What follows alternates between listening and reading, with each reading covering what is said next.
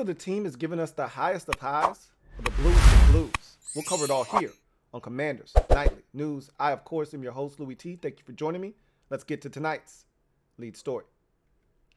So, the Detroit Lions are up next on the docket, and they are standing in between Washington, starting the season 2-0 for the first time since 2011. Now, there are so many different angles that you could take as to why this game is important. You know, I've talked about this all off season, getting off to a fast start this season in games, okay, but overall in the season, getting off to a fast start. You know, the fact that we haven't been 2-0 in over a decade tells you all you need to know about how bad we have been in terms of starting off seasons.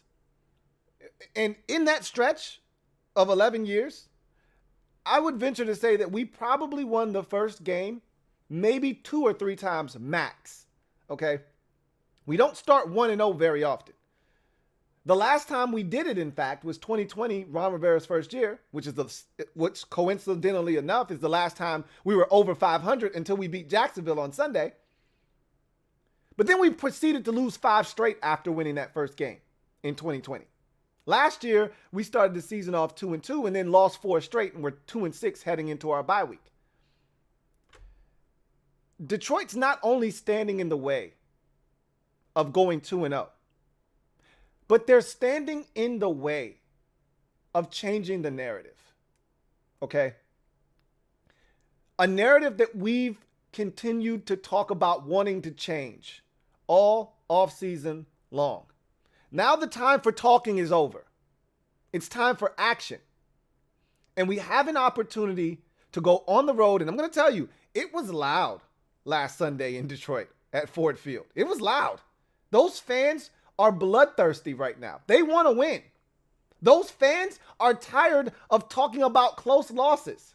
They're ready to win a football game. They are not going to lay down for us. We are going to have to go into Detroit and take a victory and come back home. You want that game next week against Philadelphia to mean something? Whether the Eagles take care of business or not on Monday night is not our problem. But if they do and they're 2-0, with Dallas having Dak Prescott on the mend, and, you know, we'll see what the Giants are because the Giants have a chance to go to 2-0. You know, their schedule isn't brutal either. But with the Cowboys potentially taking a back seat with Dak Prescott being injured, the Eagles assume that number 1 spot.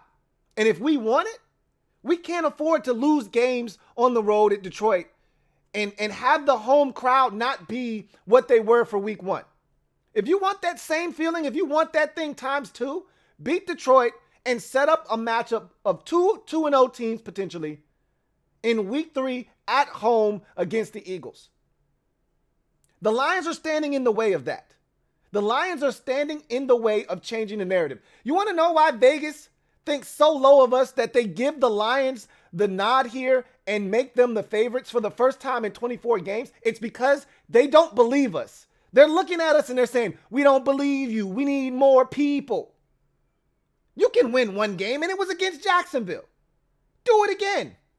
We dare you. We double dog dare you. As a matter of fact, we're going to make you underdogs in this game. We don't believe you. Detroit is standing in the way of 2-0. Detroit is standing in the way of a fast start this season. Detroit is standing in the way of changing the narrative. They're a part of the story. If you want to change the narrative, you have to beat teams like Jacksonville. You have to beat teams like Detroit. If you want double-digit wins this season, you have to beat teams like Jacksonville. You have to beat teams like Detroit.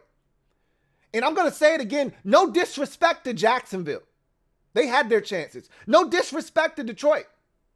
But if you're serious about winning double-digit games, you can't lose to a team whose idea of a successful season is winning 6 or 7 games. That was Jacksonville's idea of a successful season coming into this year, and that's Detroit's idea of a successful season. Hey, if we double our win total or if we win 7 or 8 games, that's a successful season. Well, one of those 7 or 8 games can't be us if you're serious about changing the narrative. Detroit's standing in the way of a lot of things. But most importantly, they're standing in the way of us going to 2-0 and changing the narrative. The narrative won't change by beating Jacksonville and Detroit in successive weeks. But you know what it'll do? It'll go a long way in helping build the foundation of us changing the narrative this season. There's a lot at stake on Sunday. Yeah, it's a week 2 game on the road versus Detroit. And for some other team out there, a Green Bay, a Buffalo, a Cincinnati, maybe this game wouldn't mean as much. But for us, it's a big mother effing game. And they better saddle up, pack their bags, and go on a mission on Sunday to Detroit and come back with the dub. We'll talk more about that tomorrow when we give our predictions and the game plan and keys to the game. But I just wanted to forewarn you, this is a big game, okay? It's a really important game. In other news, Jack Del Rio, I thought this was one of his best press conferences. And, you know, I'm a big Jack Del Rio press conference guy. He gives you absolutely nothing, and I love it, okay? Sometimes, you know, Ron can be a little loose-lipped. You know, Ron gets... And there are times where Ron doesn't feel like talking. He's ornery, and he won't give you much. But for the most part, Ron, you know, you ask him the right question, Ron will talk for 3 minutes on one question. Ron will talk for a minute and a half. Jack's like, I'm not giving you any game plan specific stuff. You can try, and they try every week, and Jack shuts them down every single week. They tried again today, and Jack shut them down again with a smile, of course, right? But Jack gave him a little ammo today too. It wasn't your standard Jack Del Rio presser today. He's disappointed in Jamin Davis, as was I. I told you I wasn't all that thrilled with Cole Holcomb either. You know, watching the film, I didn't think he had a strong game either. That doesn't mean I'm down on them to the point where I don't want them in the game. Okay, this isn't John Bostic from last season, but he needs to play better. Jack said it. We're going to talk about that here in a second. We're going to talk about what Scott Turner had to say at his presser today. But before we get to any of that and any reaction to what was said, let's jump into the injury report for today for both teams heading into the week 2 matchup versus Detroit. And so we start with Washington, the good guys. No Wes Schweitzer. I told you, I think Wes is going to be out for a good 2 to 4 weeks. Okay. I said the number for me was 3. Okay. But no practice for Wes today. Wes, he's out. You can go ahead and rule him out of Sunday's game. But the guys that were limited at practice today, defensive tackle John Allen with the groin, we knew about that. He was limited yesterday. He's limited again today. Cam Curl with the thumb injury. He was limited yesterday. He's limited again today. I expect both of those guys to play on Sunday, along with Trey Turner. He was limited, probably still with the quad, you know, nothing major, but, you know, he was good too. Trey Turner actually played well in the game. He was limited mobility-wise, but from, you know, in that little phone booth, you know, right around the quarterback in the pocket, I thought Trey Turner did a bang-up job.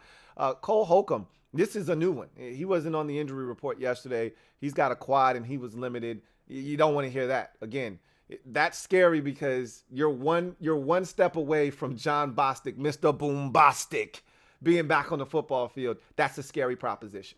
Very, very scary. We're getting close to October. That's some spooky shit, man. You know, I need Cole Holcomb healthy, and I may have said that Cole didn't have a great game. That does not mean I want Cole Holcomb out of the lineup, okay? We're getting close to October. That's spooky, okay? Really, really scary stuff. Jamin Davis, full participant. Remember, he had a non-injury related absence yesterday. He's fine, all right? And then Cole Turner, full go with the hamstring. He's playing as well. As long as we have no setbacks, knock on a little bit of wood, he'll be playing this weekend. And again, I talked about how excited I was to see him. Looking forward to seeing this guy in the lineup for the first time as a Commander. So you transition to what the Lions have going on right now. And so nothing really noteworthy in terms of a change from yesterday. A lot of the same. I really don't know what to make of this quite yet.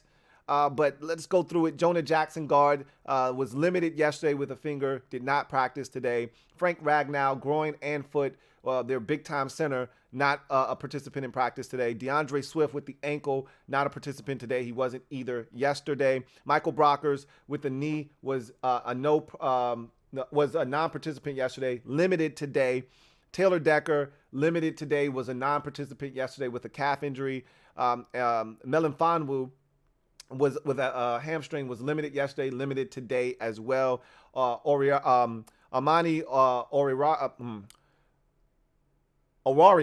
I don't know why I got tongue-tied there. Amani Awarie was not listed yesterday, but then showed up with a back today. Interesting. Okay, interesting. And Julio Okwara, hamstring, full participant yesterday and today. More likely than not, he's going to play. Of all these names, most of these guys are impactful players. Now, I expect Melon Fonwu, Owarie, and Okwara, and Decker and Brockers to all play. All those guys were limited or full today. I expect those guys to play. Where it gets really interesting is DeAndre Swift, Frank Ragnow, and Jonah Jackson, specifically Ragnow and Swift. Those are two vital pieces for the Detroit Lions up front. With the way Deron Payne and Jonathan Allen are playing, and the way that, hell, even the way Daniel Wise is playing, they can't afford to be without their pivot man in Frank Ragnow. He may be the best lineman that they have. And so it's going to be interesting to see if he's, able to play this week or not, how severe his injury is. I can tell you this much. If DeAndre Swift can't go, that puts a lot of strain and pressure on Jared Goff. And that, I'm telling you, that gives us a massive advantage. He's a huge part of what they do offensively. And if he doesn't play, man, we dodged a bullet. But right now, I'm going to continue to act and prepare as if DeAndre Swift and Frank Ragnow are going to be on the football field. We will see what happens with both of those guys. I'm going to be monitoring tomorrow's activity like crazy, because if those guys don't practice tomorrow, the likelihood is they're not going to play on Sunday. And if they don't play on Sunday, advantage Commanders. Okay. So really big injuries right there for the Lions. Let's see. I expect both of those guys to practice in some capacity tomorrow. Even if it's on a limited basis, I expect those guys to get out there. And we'll hear that those guys are either game time decisions and they're going to play, or they're questionable as their game status. And if they're questionable, I think they're going to play, honestly speaking. So we will see what happens with those two players. But let's get to the press conferences of the two coordinators. Jack Del Rio, we'll start with him because he had the more juicy and salacious presser today. And Jack wasn't disrespectful with anything that he said. In typical Jack fashion, he didn't give them a ton to chew on, but he did talk specifically about a couple of players. And usually he doesn't single anybody out. Usually when a question is directed about a player individually, he usually gives a blanket statement, an answer that really doesn't give you a true insight as to how he really feels. But today he let loose on Jamin Davis in terms of, look, the first question, he gave a buttoned up, standard.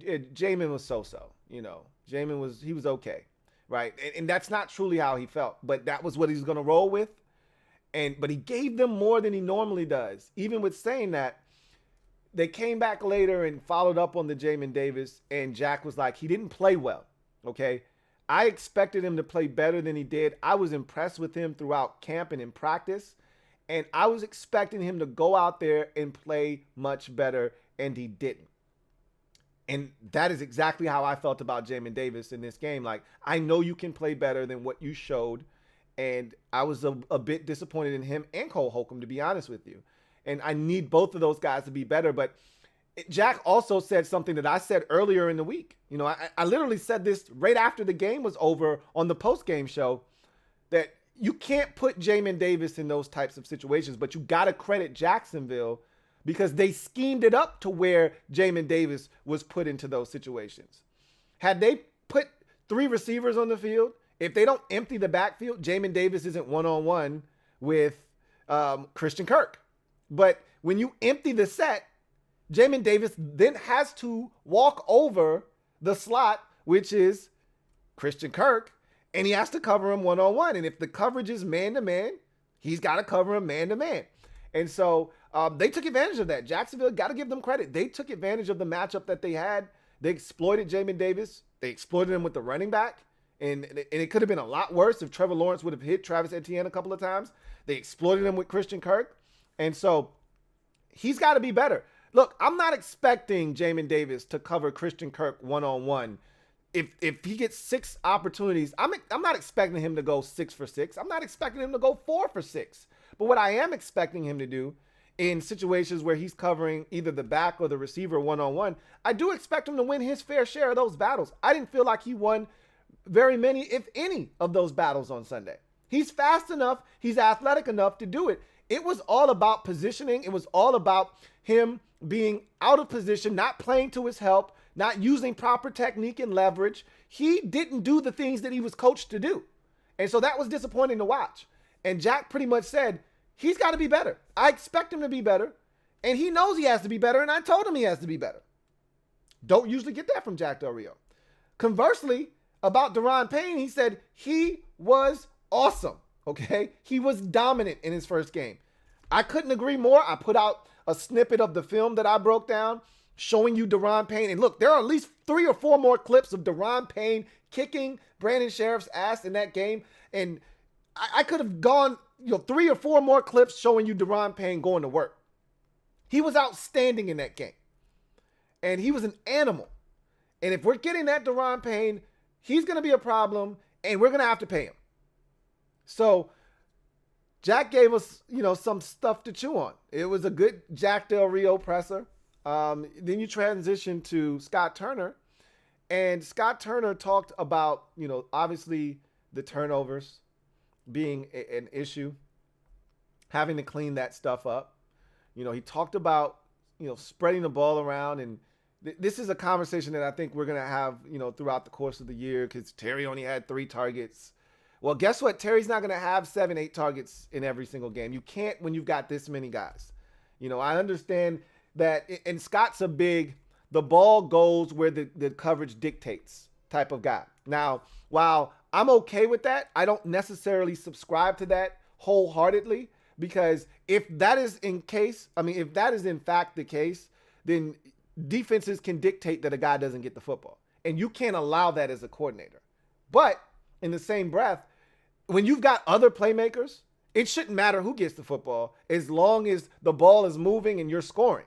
And that's what happened on Sunday. So as long as that's happening, Terry won't be upset if we're scoring 31 and he only has 3 catches. Terry's going to be upset if we're scoring 23, we're losing, and he's only got 3 targets. Then Terry has a right to be upset. But if we're scoring 34 and Terry's got 3 targets, but we're winning the game, Terry's not going to be upset. And neither should any of the other guys. And Terry's going to have his week where he gets 10 targets. Until Jahan Dotson, and I said this in the offseason, I need Jahan Dotson to come out guns a-blazing week 1. Well, what did he do? 2 touchdown grabs, including the game winner. Now he's put the rest of the league on notice. What that effectively does is it says we can't just double number 17 anymore. This number 1 guy, he's pretty effing good. And if we don't give him some attention, then he's going to eat us alive. So now they got to pick their poison. So there are going to be times where Terry gets singled up. Now you got to get it to Terry. There are going to be times where Jahan's singled up. Now you got to get it to Jahan. There's going to be times where Curtis Samuel is going to be working underneath, and they're worried about those guys running those deeper routes, and they're going to leave Curtis Samuel and Antonio Gibson and J.D. McKissick open underneath. Well, take it. You saw what Curtis Samuel does with the ball in his hands after the catch. Give it to him. Let him work. Same thing with Antonio Gibson. So there are going to be times where guys dominate. He talked about he wants to run the football better. He didn't think they ran it well enough. And I love his explanation as to why they didn't run it a little bit more. He said, look, the defensive coordinator, Mike Caldwell for the Jacksonville Jaguars, is a first-year head offensive coordinator. He comes from Tampa Bay. And Tampa Bay's MO is you're not going to run the football on us. You can throw it all you want. Good luck. You're going to need it, but you're not going to run on us. That's what you won't do. And so in Scott's mind, he's like, okay, he comes from that tree. He comes from somewhere where they're not letting you run the football. So I'm not going to even, take my head and bang it up against this brick wall. What I'm going to do is I'm going to throw the football against this defense because they're going to gear up to stop the run. So I'm going to take this opportunity to throw it on them. And that's what he did. And he said, they're going to be weeks where, and Jack said the same thing, like your game plan is specific to that week's opponent. I said that earlier in the week. I said, Jack, I think he was more aggressive blitzing this past Sunday because of the opponent. I don't think he felt like Jacksonville was going to hurt them vertically with their team speed. I didn't think he felt like, and he knows that Trevor Lawrence is talented, but he's like, I think we can force this kid to miss some throws. And he did. So I think when you get a quarterback that you feel like isn't going to make you pay for making a mistake, you're more likely to then be aggressive. You understand what I'm saying? And I told you guys, I feel like Trevor Lawrence is going to miss some throws. I feel like they're not as fast. So you can take some risk and it won't hurt you as bad. I think that same opportunity may be on the table for Washington this week against Detroit. Now, granted, Jared Goff is a much more accurate passer of the football. And if he's got time and guys get open, he will not miss like Trevor Lawrence did. That said, he's not an athlete either. And if you can get to Jared Goff, you can force him into a mistake or two. So back to Scott Turner. He talked about being game plan specific for each team. And there may be weeks where we run it a ton. And there may be weeks where we throw it a ton. And again, I love to hear that because you can't go into every game thinking, well, this is who we are. This is what we're going to do. I hate when coordinators think that way. You know, like the Titans are one of those teams, no matter what you do, we're going to run with Derrick Henry because that's how they're set up. You know, the Browns are, no matter what you do, we're going to run with Nick Chubb. But normally they're still successful. Same thing with the Titans. But what if you run into that team that's like, nah, you're not running today? You got to be prepared to throw it 37, 41, 45 times if that's what it takes to win. And maybe you need to just go into that game thinking, hey, you know what? Derrick Henry or Nick Chubb isn't going to get but 15 carries today, unless all of a sudden somehow he starts to get loose on these guys. But this is what they do. They stop the run. Let's not go in here and bang our head up against a brick wall. Let's not run on first down, run on second down, and be in 3rd and 8. How about we throw it on first down? You know, how about we loosen them up and maybe then the run works? And that's what Scott Turner did on Sunday. That might be what he does. And he said, I look to run the ball more effectively against Detroit this upcoming week. We'll see. I think you can run the football. Obviously, the Eagles did, but the Eagles are a different animal. Can't compare our run game to theirs because it doesn't look anything like theirs. So we'll see. I thought both of their press conferences were super interesting. A lot of details, and I thought they gave us a lot to chew on with what they said. So with that said, now it's time to go behind enemy lines. Talking Detroit Lions, let's go behind enemy lines and see what we're in for in week number 2. So we're behind enemy lines, week 2, Detroit Lions on the slate. Got a couple of guys here to help us talk about this week 2 matchup. Guys from Sports Talk Detroit are going to help us hammer out this week 2 matchup versus the Detroit Lions. Lions come off of a tough loss to the Philadelphia Eagles, 38-35. We're coming off of a 28-22 victory over Jacksonville. Before we get to the week 2 matchup, though, I'm somewhat fascinated. I think a lot of people are with Dan Campbell. I think his colorful nature is what got you guys on Hard Knocks, and it was a fun watch actually. And I think now that we're into year 2 of this voyage, you know, to plunder and pillage, in search of kneecaps. There it is. You were waiting on that one, right? Yeah, on the I knew it was quest for coming. kneecaps. This team, I think, has some talent. You know, Frank Ragnow, you know, DeAndre Swift, Amon-Ra St. Brown. I mean, there's some guys, you know, TJ Hawkinson that, you know, give this team a chance week in, week out. Sure. And I like the draft. You know, Brad Holmes comes in. I think this draft, and obviously we won't know for 2-3 years down the road of how good this draft class is actually going to be, but I think he's done some good things. Obviously, year 1, a lot of close losses. You know, in this league, people tend not to care about how close of a loss it is. It's just a loss, right? But there are a lot of excruciating losses in year 1 for Dan Campbell. Some heartbreakers. Oh, yeah. I mean, the Baltimore Ravens one, it sticks out like a sore thumb. Obviously, the one against Minnesota. There were so many. There are countless losses like that for the Lions in year 1. You're turning over the roster. All of those things transpiring with the new GM, Brad Holmes, coming in, Dan Campbell getting rid of Patricia's guys, all of that good stuff. So now you're into year 2. We fast forward into year 2. You're on Hard Knocks. I can because I'm a huge NFL fan, right? Cover all 32 teams. So I can visualize every single one of those coaches that we saw on Hard Knocks in their careers. You know, Hank Fraley, Shepard at linebacker, all of these guys, Deuce Staley, obviously. So I think it's a really good staff. And you go into this season, a lot of young players, right? You know, and a team that's still trying to put the chemistry together. What are the expectations? What's the outlook for this season for the Detroit Lions in year 2 under Dan Campbell? Yeah, I'll hit this one first. I think the expectation for me and a lot of Lions fans, they want it to be 8 or 9 wins, but for me, it's just double our win total from last year. Yeah. And you can decide what that means, whether it's 6 wins or 7 wins, and if that tie counted as a half a win or not. Right. So, like, I think the expectation is more competitive games. The Eagles last year beat us 44-6, Right. and we Right. played them 38-35. I think it's just seeing good competitive football that you're not walking away almost embarrassed or disappointed about, and at the same time getting more W's, but putting yourself in a position to have good draft capital next year too. Yeah. I think what we're most excited about is that trajectory, right? I don't know if it's necessarily this year, but we're just so Sure. excited what we're building, what's coming up. So that excitement's there for sure. We don't know what it's going to translate this year, but that excitement is more the big picture. We have a direction, we have a culture, all those things. So, but we'll see what happens this year. We're still excited about this year, but just don't know. Too many unknowns still to find out. So I guess talent. Grit is one of the buzzwords, right? That's one of you guys. That's one of the buzzwords. That's it.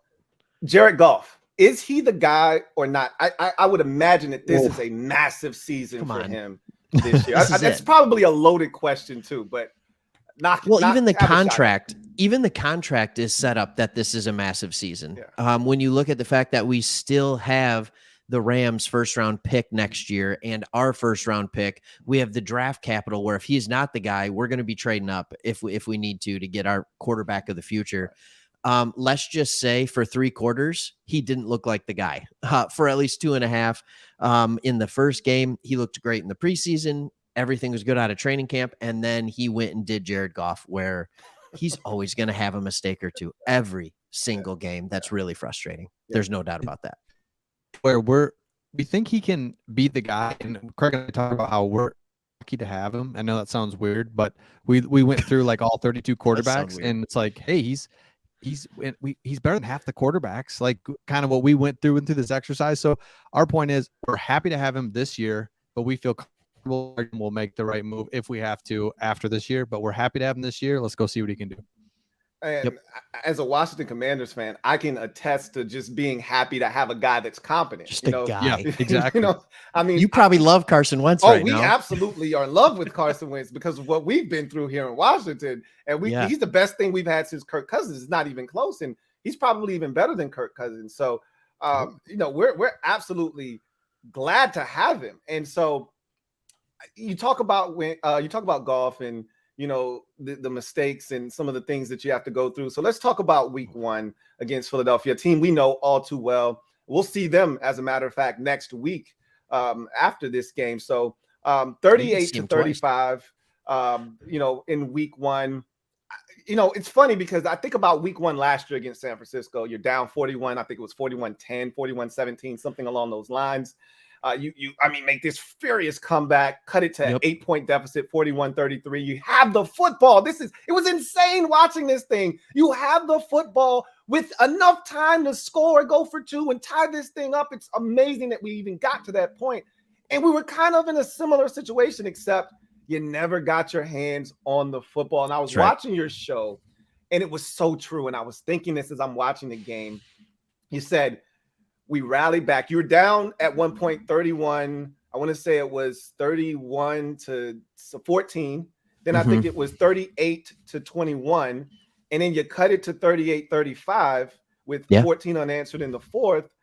And you never got the stop you needed to get the football back, to give you a chance. You had all the momentum. And so in that first game, one of the things that drove me nuts, Jalen Hurts' legs. It seemed like you constantly had the Eagles right where you wanted them. 3rd and 13, 3rd and 9, 3rd and 7. Here comes Hurts painful outside of the pocket, taking off with his legs. Talk to me about some of the emotions you were feeling as you watched how that transpired in week 1 versus the Eagles. I'm still feeling them, Chris. You take it. Yeah. So here's where Lions fans were at with that. I think the Eagles are really good, and that's our big question: is how good are they? Because sometimes we look at it and think, man, that's a good team. Their scheme, their quarterback, AJ Brown is like, what the heck, man? Like I knew you were good, but The dude's man, the truth. you are so good. And so all of a sudden, you just think, man, we're playing this really good team. We're right there with them. We had a one quarter that kind of got away from us, but then we made things hard for them. So you nailed it, though. We had just pressure like I shouldn't say I've never seen, but we haven't seen in a while. And then Jalen Hurts just like, what are you guys doing? Like, I'm out of here. So it's like, oh, dude. So my big takeaway from week 1 for the Lions is how good are we? Because I think the Eagles are really good. If the Eagles are really good, I'm feeling good about us. But if, hey, you know what? Eagles are good, but they're nothing great, then okay, I get it. But that's kind of where I leave off with week 1 was I kind of I can get my emotions back under me by saying I think the Eagles are really good, and that kind of gives me hope. But at the end of the day, we got to start winning these games, but it gives me a little bit of hope that we played tough against the Eagles. Yeah, I just think we played tough at the wrong times. Like, and that's the problem when we're so young and we're a team that, quite frankly, doesn't have a winning culture. So I think what happens a lot and what we always say is we find new ways to lose. Right. This wasn't a new way to lose. This is a standard for how we lose, which is you play really, really well in the middle of the game or maybe to start the game, but you don't finish strong or you're coming all the way back and then you fall short. And part of that's youth, part of that's learning to win. And what we need to do is actually start winning some of these games, like against the Commanders, by the way. Right. And we need to actually start winning some of these games and some of these matchups. Yeah. So I'm excited to see what we're going to do we have good edge rushers. At least we hope we do. We hope Aiden Hutchinson is what he's supposed to be. And as a Michigan fan, I've been watching him for a long time. So we hope all that good stuff. What is he going to do against a more prototypical quarterback and a guy that's not going to just evacuate through the middle? And part of that, by the way, is just that we have weak defense, interior defensive line play. So he had open lanes all day, every day to run up the middle. 3rd and 15, got it. 3rd and 7, no problem. 3rd and 6, see ya. Like it was like tough. Death by 1,000 It was cuts. tough. It was tough to watch. I'm not gonna lie to you. I'm not even a Lions fan. It was tough to watch. And there were several plays, and then we'll move on to our week 2 matchup. Several plays that just I keep playing them back in my head.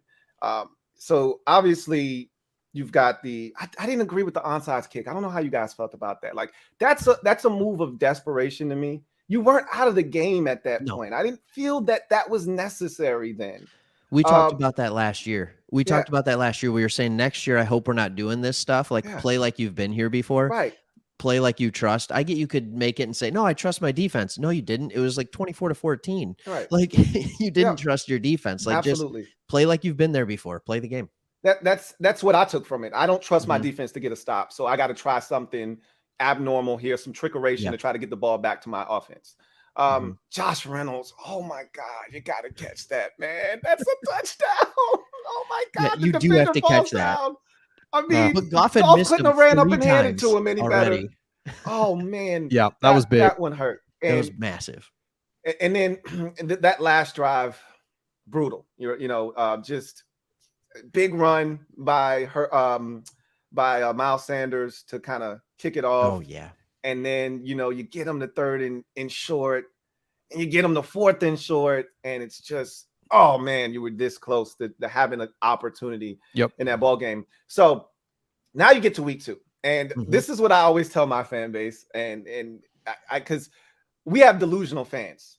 Every fan base has delusional fans. Sure. And our delusional fans love to talk about the Detroits and the Houstons and the Jacksonvilles of the world, Cleveland's, and as if we're not just one step removed from those teams, right? So we look down, but we're not looking down very far, right? And so I said, if you're Jacksonville, for instance, week 1, their fan base is saying, hey, if we're going to win 7 or 8 games this year, one of those wins has to be Washington, right?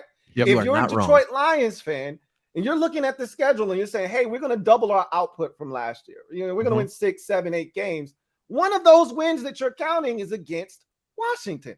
Yes, so while we're looking at Detroit, fork in one hand, knife in the other, napkin nicely, neatly tucked in our shirts, ready to eat, so are the Lions looking at us like food. Someone's going to eat, right? Somebody's going to eat. Someone's going to eat. Who's it going to be? Tell me what the strengths right now of this Detroit Lions team are. and some of the weaknesses going into this week 2 matchup. Craig, you Go take for the it. strengths. You want to take the You strengths? want me to I'll take the weaknesses. strengths? Oh, I Yeah, would let's love do to it. take some strengths. So the strength of this team is the offensive line. You have, the bookends with Vaitai and Decker, kind of the complete opposite. One is the steady veteran. The other one is just the ridiculous freak athlete at the right tackle, just a mauler. And then Ragnow in the middle. I mean, it's a really good offensive line and I think we proved that because the Eagles have a good defensive front.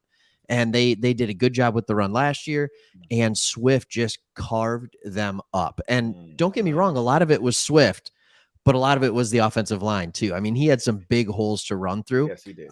Jared Goff, for his complete lack of mobility, got sacked once. And that one sack was when he fumbled the snap out of shotgun. So, when you look at this offensive line, that is absolutely the strength of our offense. On our defense, I don't know. I don't know yet. There's nothing proven. We want to say it's the defensive line. We want to say it's the pass rush. We didn't see that against Philly. Part of the way is because they're just unorthodox. It's almost like playing a college spread team. It was really, really unique. They run it so much as well. But our biggest strength is our offensive line. And then I think what you'll see as far as one unit over the other, it's the offense over the defense.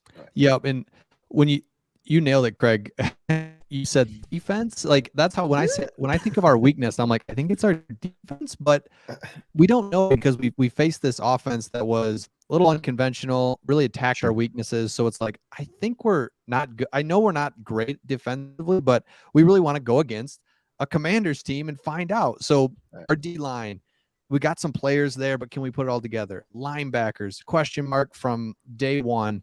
We find Malcolm Rodriguez in the 6th round. He's actually playing really well and gets the starting job, which is like, oh, he's a stud. Well, is he a stud or do our other linebackers suck? I don't know. I think both.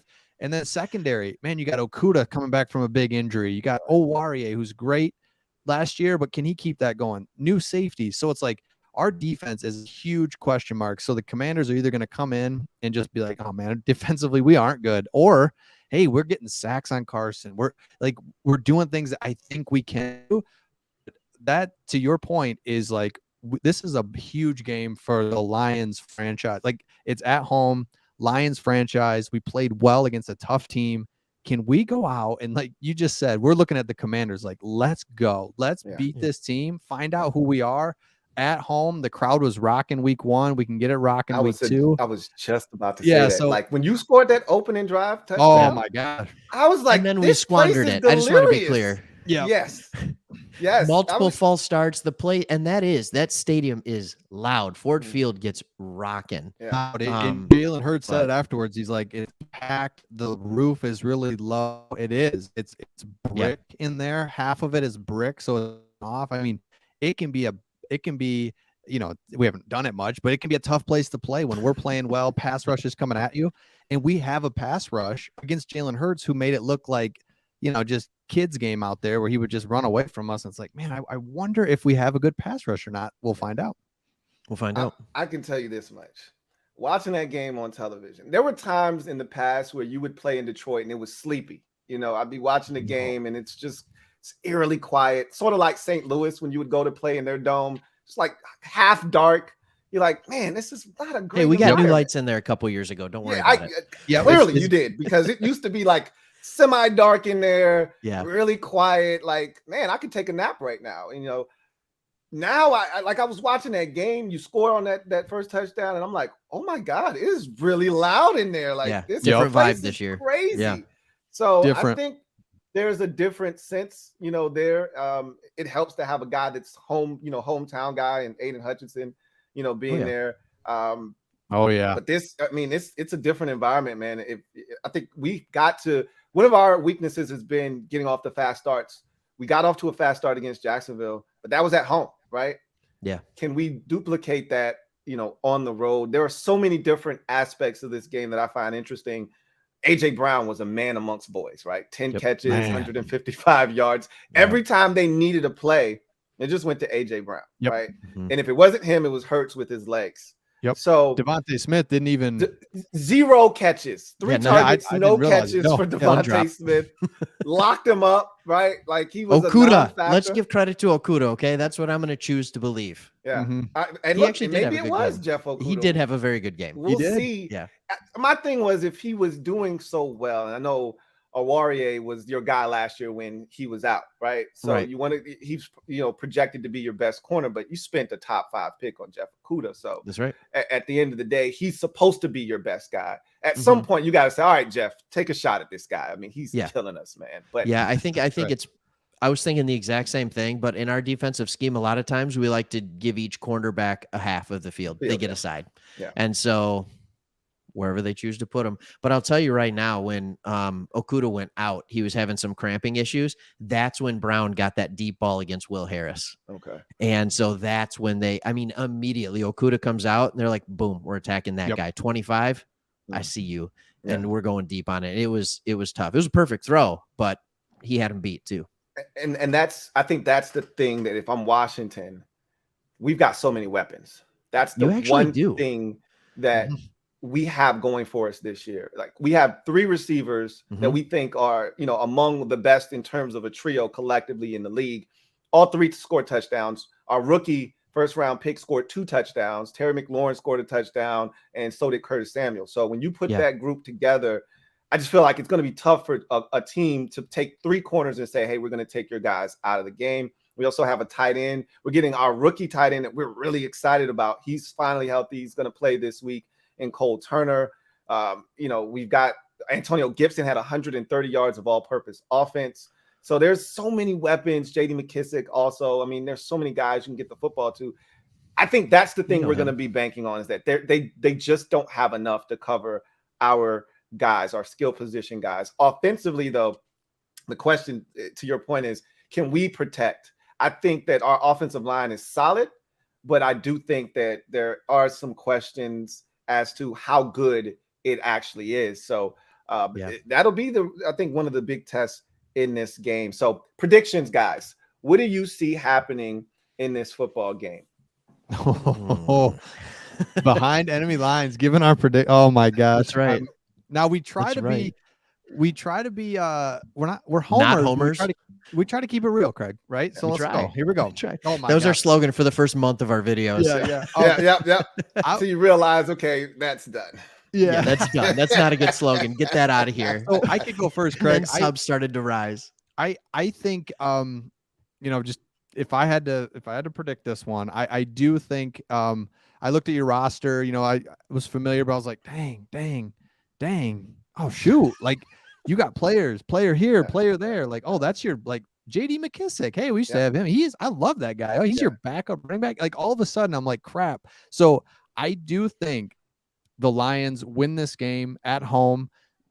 Fired up crowd. I think we get this one done, and I think it's actually going to be low scoring. I have it 23-20 over the Commanders.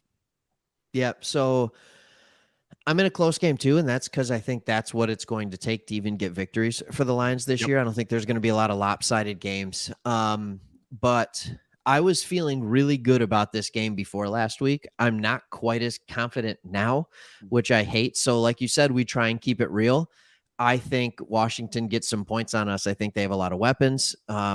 Wentz is good enough. At times he's really good, and at times he's really bad. Right. We have the ability, unfortunately, to make mediocre quarterbacks look really good. And I think, unfortunately, I think the Commanders take this one 31-28. I'm going to go with a solid, easy scoring line. I just think our defense isn't there yet. Okay, awesome. So we get I hate to say that. I'm gonna switch that on our channel for sure. Yeah, right. I love your honesty. Lions 31, Commanders 28. Let's go. Honesty. I can't thank you guys enough for coming behind enemy lines. Appreciate you guys so much. Tell the people where they can find your work. Yeah, so Chris, go for it. Yeah, man. So Sports Talk Detroit on YouTube. We do YouTube on, we do videos on Pistons and Lions. And we're actually going to have you on our show talking all about the Commanders. So jump over there and check out Louie T because he's going to be sharing all about the Commanders and giving his You insight can on. see what he says behind. Yeah, that's enemy right. lines. Get his predictions. Jump over there. We'll have him on our channel as well. Sounds good. Hey, I can't thank you guys enough. Thanks, man, for coming in the bunker with me. You It's guys have a good one. And as I always tell anyone that comes on the show, good luck the rest of the way except on Sunday. Sounds good, man. Thank you. See ya. So I want to thank the guys over at Sports Talk Detroit for coming on the show and going behind enemy lines with us and kind of giving us some insight as to what to expect from the Detroit Lions. That's a hungry team over there. They've got some talent. It's not going to be easy, but if we are serious, as I said at the top of the show, about changing the narrative, that's one we got to find a way to go on the road and get. It's going to be a nice road test because, like I said, it was loud. And these fans, they want one bad, and they're looking at us like food. They've got their napkins tucked in their shirt, knife and fork in one hand, in the other hand, and we're looking at them in the same exact way that we were looking at Jacksonville last week. And we ate last week, all right? Not as good as we should have, but, man, we left that game full, all right? By the time we get to Sunday, our stomachs are going to be touching our back again, and we'll be ready to eat. Hopefully, we'll be feasting on lion come Sunday evening. So that's going to do it for me, your man Louie T, here on CNN. I look forward to chopping it up with you guys tomorrow on the show where I will be giving you the keys to the game during the game plan and finally my prediction for this one against the Detroit Lions. For those of you who are interested, I'll be live tonight at the conclusion of Chiefs Chargers. So be on the lookout for that as well for the overtime show. But for the rest of you, I'll see you guys tomorrow for Commanders Nightly News. Until then, have a good one. Here comes the diesel. Here comes the diesel. There's the snap. Hand to Riggins. Good hole. He's got the first down to the 40. He's gone. The 35.